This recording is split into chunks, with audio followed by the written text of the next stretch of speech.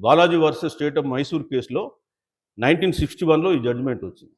దీంట్లో ఏమన్నాడంటే అప్పుడు అక్కడ కూడా ఎడ్యుకేషన్ ఇన్స్టిట్యూషన్లో వాళ్ళు 50% బీసీలకు పెడితే ఆ 50% చెల్లదని చెప్పి supreme court Balaji versus state of మైసూర్లో వాళ్ళు 50% సీలింగ్ పెట్టింది. సో అదే దాన్ని మన దగ్గర కూడా అనంతరామన్ కమిషన్ వచ్చింది.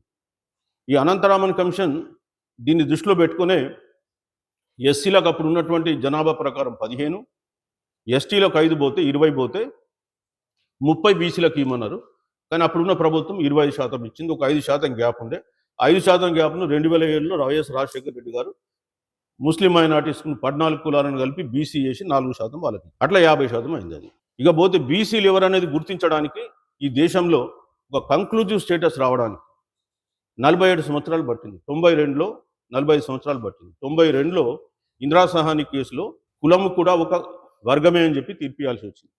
అంతవరకు ఎన్ని రకాలైనటువంటి రిజర్వేషన్ చట్టాలు తెచ్చినా అన్ని కొట్టేసింది కోర్టు.